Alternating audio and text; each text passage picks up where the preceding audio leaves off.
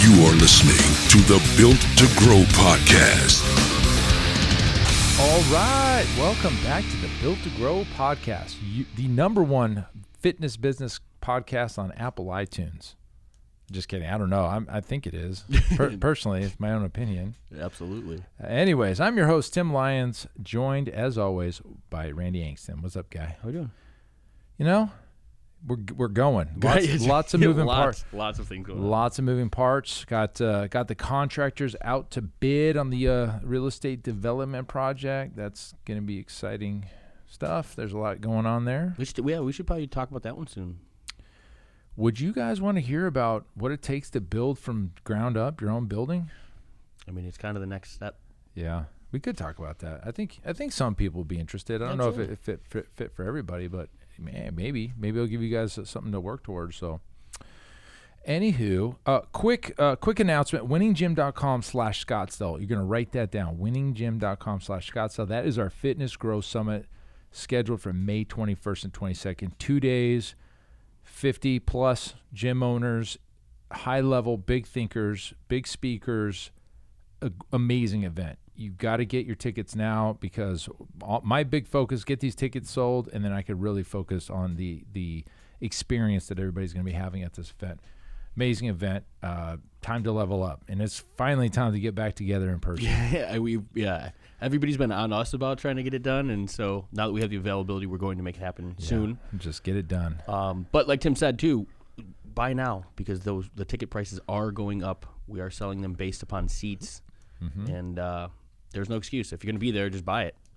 Correct. You're going to save yourself money. So exactly. So great episode today. A little bit. This is definitely a business topic, but it's a little bit different from the tactics of the marketing and all this stuff. This is about staff. I always tell my team, without our clients and without staff, you got a room full of equipment. Okay, so you have to have the staff, you have to have the clients, and you have to have the room full of equipment to make this business run right. Mm-hmm. I guess you could do it in a park, but you get the point, right? The staffing of your business is as big a part to your success as anything else you're going to do. Absolutely. So let's talk about some things that you can do to help, compete in this aggressive marketplace for the best talent.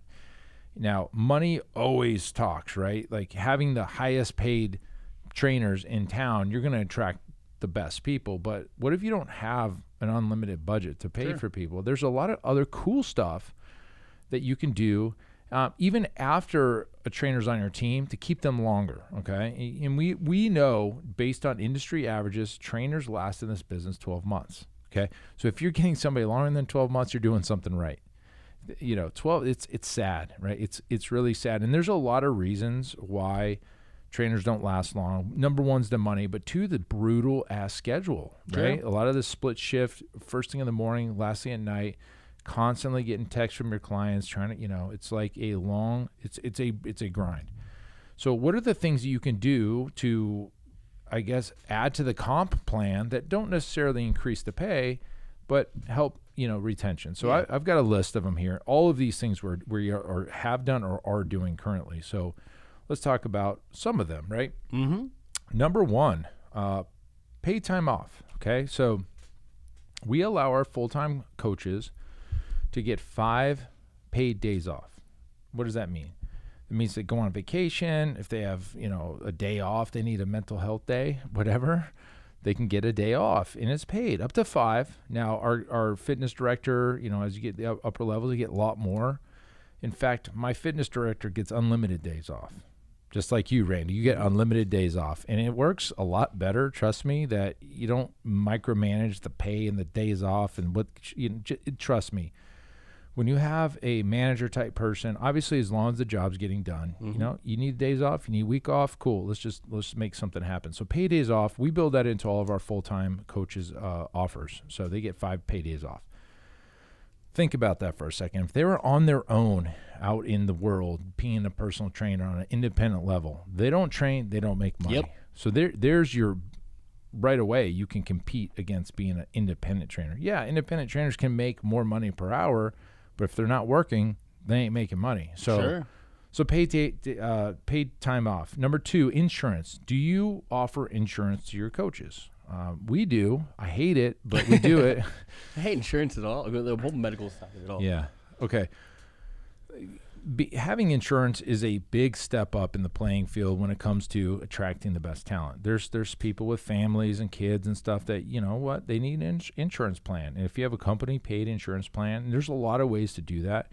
You can do a company paid insurance plan, or you can do a reimbursement of a flat rate per month, which I like a little bit better than what we're doing. We're doing, Blue Cross Blue Shield. Mm-hmm. Yeah, and that hits our checking account every month for a lot of money. And does anybody use it? I don't use it. We pay for it, but we don't use it. So it's a catch-22 because you're paying the money, but most likely your staff's young, healthy, they're fitness, they're they're probably not going to the doctor anyway, or they're not getting sick anyway.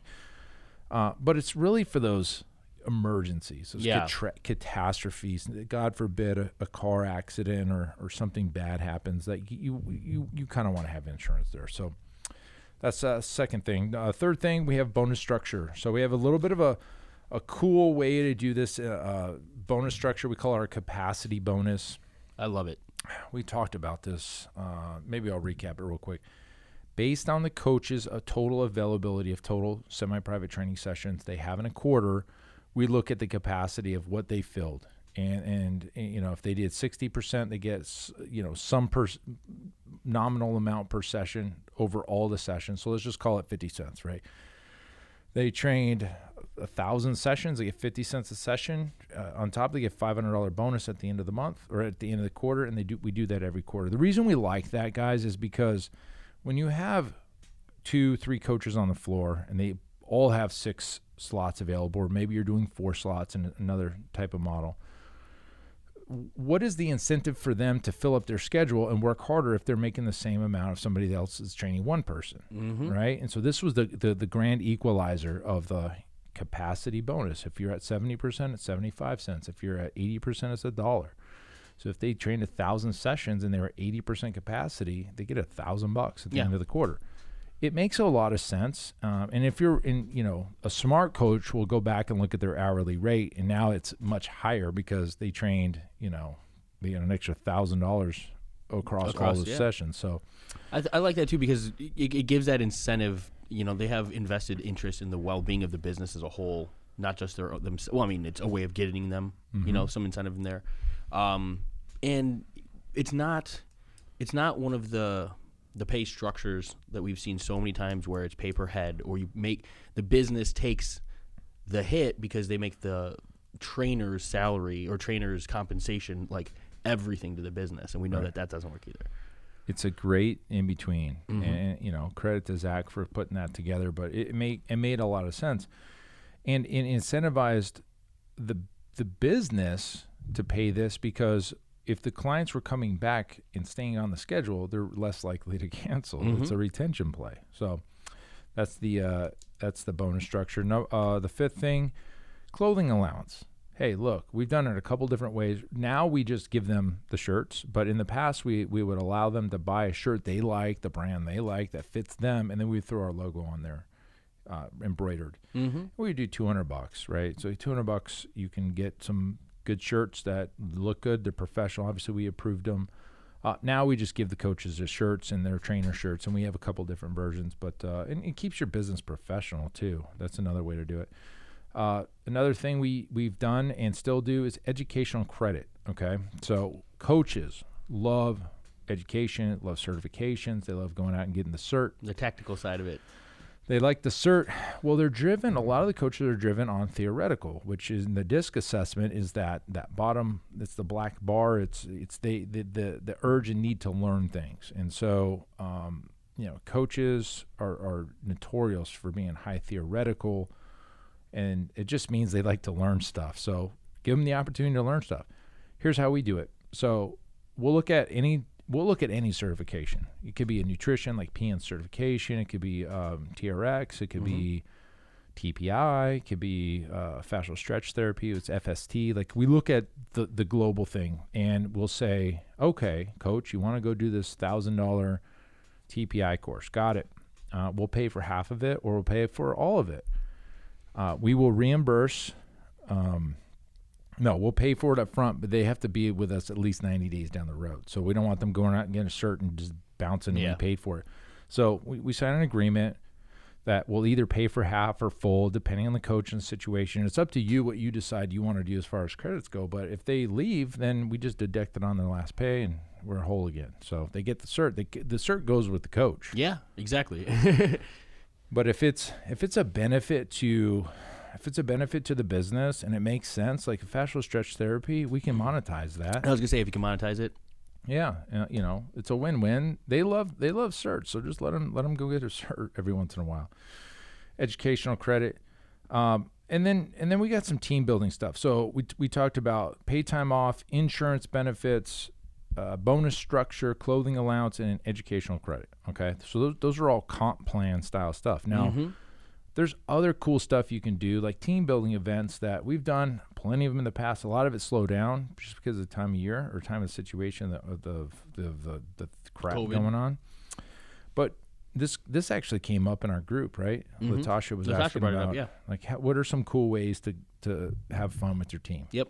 I think she's got like 5 locations, so it's like we got to get everybody together. I mentioned Topgolf. She doesn't have a Topgolf around her. I think bowling would be cool. Get everybody like on 6 or 7 lanes and just go to town. Everybody's drinking beers and eating garbage food. You know those pretzels that they have? I've never had them, but like the calorie-free churros at Disneyland. Ayo, those are either. Good. But yeah, the bowling would be a blast. You could have tournaments, competitions, bowl offs. Yeah, that's a blast. There's all those sorts. There's like laser tag. I've done a ton of laser tag, old school. I haven't done that in years, but the escape rooms, those things blew up. They were everywhere. Yeah, those were a lot of fun, and it is a good team building thing because you're working together on a project. That's a very cool way to do it. You're working together to get out. Yep. We did one. We did a comedy club one. It was so fun. So we ended up getting. Buying front row at this comedy show, and I took care of everybody's drinks and food, and then we went out after and down. There's this area down here that has bars and stuff. Get your whole team in there laughing, and that's a cool thing. Now you got to be careful. Because sometimes comedians can go off the rails, and you don't want to offend anybody. But like, look, if your team is just going in, and everybody look, guys, I don't know what this dude's going to say, but let's just have a good time. Don't let your team get offended. Don't take it too seriously. Dinners. Hey, go out to dinner as a team. Yeah. It's a little bit more formal, but, a good dinner, good conversation. That's always good as a team builder. A couple other here. Gifts. Look, birthday gifts. We do gift cards. I'll do a year-end gift for some client coaches. I used to give silver coins, like the 1 ounce coins, a couple, everybody on the team. But Nike gift card would go a long way for some coaches. Like Mike, he likes the damn shoes all the time. Oh yeah. So he would always get a gift card to Nike. Mike and his shoes. There's other cool stuff, right? But appreciate your team by just giving them a little extra. And then seminars, like Perform Better. For 8 years straight, we went to Perform Better as a team. Long Beach was a lot of you listening, you've gotten a lot of Perform Betters, but we would go as a team, and we had a format around it. I would take care of everybody's rooms. We would shut the gym down for a couple days, and everybody shot out to Long Beach. We went to the different speakers, and then we would meet and talk about it. Yep. And then we'd talk about it in our team meeting. And, when we came back, we'd come up with some new exercise routines or whatever, movements. We'd buy some equipment, and it was just a good event, right? It turned out to be more of a team building than anything else. Yeah, those were great. And then the one thing I liked is the clients kind of adapted it too. You know what I mean? It wasn't like they were upset that the gym was closed for 3 days or 4 days. It was like, it's their annual trip to go get better, to make our lives better. Go enjoy your time. They did. It was cool to see it, and then they were excited to hear about it and download the information that your team learned, and it's cool. It's slowly faded away. I mean, to be honest with you, a lot of our coaches they weren't into it for a while. It was weird. We just had a new batch of coaches weren't into it. So that's something that comes up, and that's probably a good time to like push the reason that we are so big on the disc assessments, and something that Tim and I have talked about quite a bit, guys. Your team is not all incentivized by the same things. And so we talk about doing those DISC assessments so that you know how your team thinks. Where is their motives? What is the incentives that move them into action?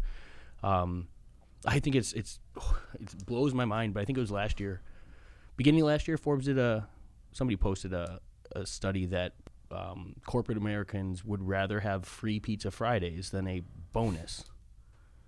And I'm like, to me, it makes no sense. But that was the demographic of the people in those polls. If those companies just threw cash at them, would they get any more work out of those people? No, but pizza Probably would. not. But pizza would, So the more you know those people, your team, then you can cater some of those incentives. Mm-hmm. Maybe it is the additional time off versus, a year-end bonus.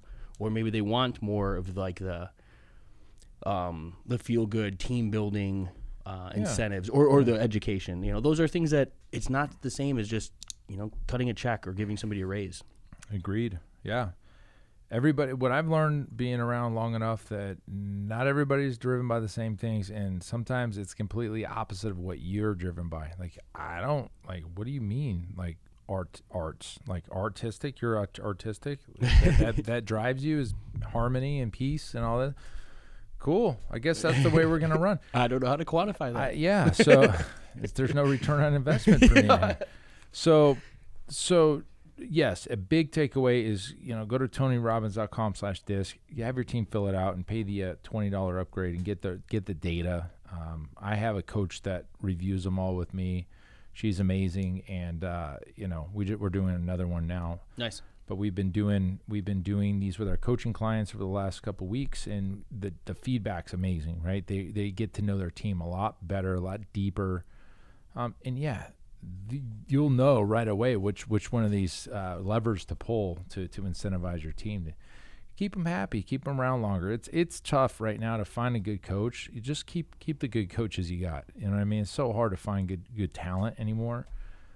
Just cultivate and give them what they need, and everybody wins. So hopefully you can use this stuff. Hopefully you listen to this and you're like, oh yeah, we do a lot of that, but maybe not all of it, or you don't do any of it. Well, here's your opportunity. Re-listen to this a couple times and take notes. This is why we're here, right? Helping gym owners win, and this is a damn big part of it is having a good team. So take that one and go take action, guys. Until next time, go get your tickets to the Fitness Growth Summit, winninggym.com/Scottsdale. Until next episode, keep changing lives. See ya. Bye.